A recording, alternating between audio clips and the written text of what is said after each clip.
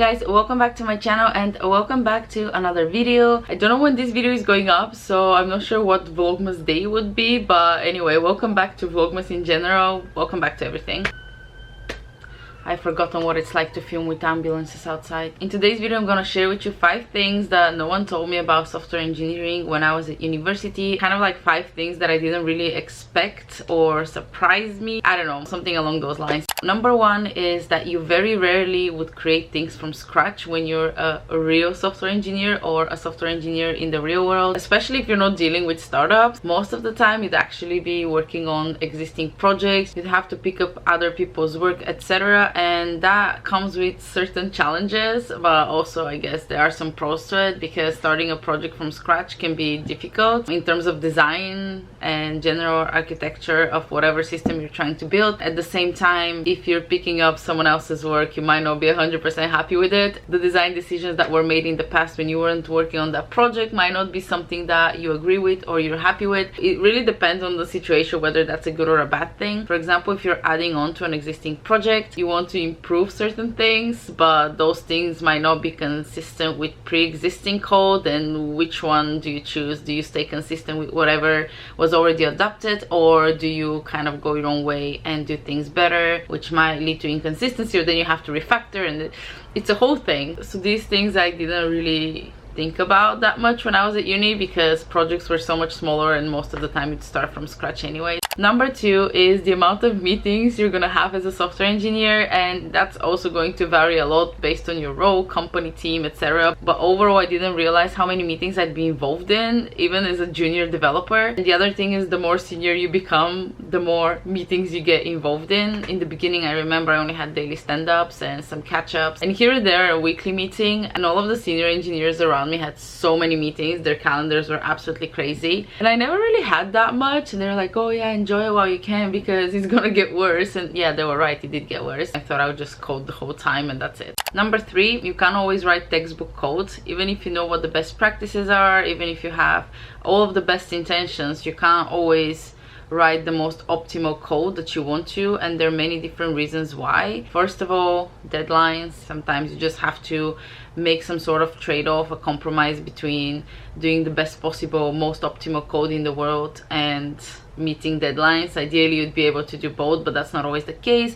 Another reason is you might be dealing with legacy code, where whatever you touch, everything breaks, and you might not have all the freedom in the world to write the most beautiful code. Sometimes refactoring even like a small chunk of code and just trying to tidy up a small area can lead to everything breaking, everything turning into a hot mess. Dealing with legacy code can be tricky, let's just say that. Another possible reason is dependencies, whether it's literally code dependencies or you depending on other teams or you depending on other projects. Sometimes you just have to deal with what you have, and that might not be as optimal as you might like. But yeah, this is generally kind of the idea, because at uni they teach you all the best practices and you should do this and you should do that, and you graduate and you're like, oh yeah, I'm gonna write the best code that this world has ever seen, and then in real world that's not always possible, which can be sad, but also you get used to it. That leads us to number 4, which is there's so much more to software engineering than pure coding.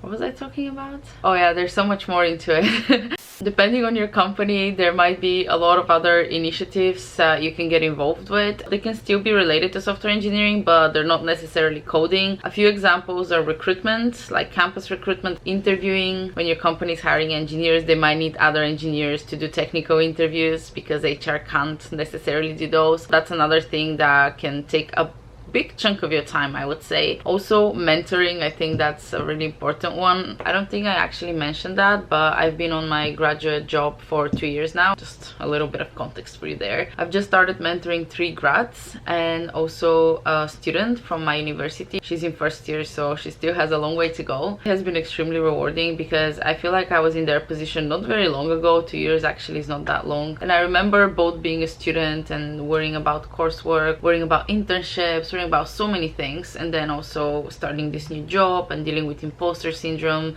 dealing with moving to London. All of these are things that I've dealt with not very long ago, and for me to have the opportunity to help other people get through that and help them in their career or just in their life in general and make some positive impact for them means so much. It's one of my favorite parts of my job right now, but at the same time it takes a lot of time, so that's another thing that becomes part of your everyday job apart from coding. These are just a few examples. There are a lot of other things that you can get involved with, but my point is that software engineering actually is so much more than just coding. And last but not least, productivity is not linear, and this is something that I've had to learn and I've had to deal with. It's kind of self-explanatory, but basically your productivity would vary. Like, you'll go through phases where you're super productive, you get through a lot of tickets, you get through a lot of code, you get a lot done, and then other times that might not be the case. You might feel stuck, you might feel slow, your brain might feel fried. There are a lot of factors that come into that. The most obvious one is, I guess, life gets in the way. As much as we like to separate personal life and work, we're all humans, so when things are going on in your personal life, that might actually affect your work as well. And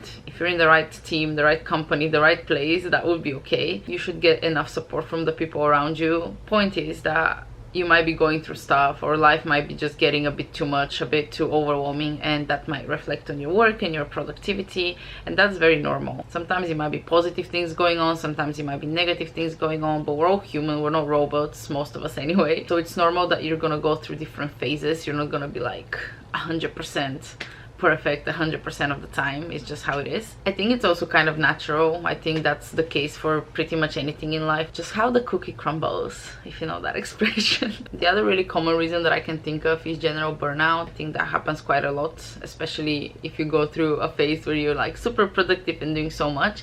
It can lead to a little bit of a burnout, and that normally goes with you not being that productive. As long as when you average, let's say, the whole year out, you're doing pretty well, then I think you're fine. You should be fine, I hope. So these are my 5 things that I didn't expect or didn't know about software engineering before I started working full-time. It's a pretty short list, but straight to the point, I hope. And with that, we've come to the end of this video. If you have anything to add to this list, please share it in the comments. I'd be very interested to see what other people found surprising or unexpected about software engineering. Other than that, thank you guys so much for watching. Make sure to subscribe if you haven't already, and I'll see you in the next one.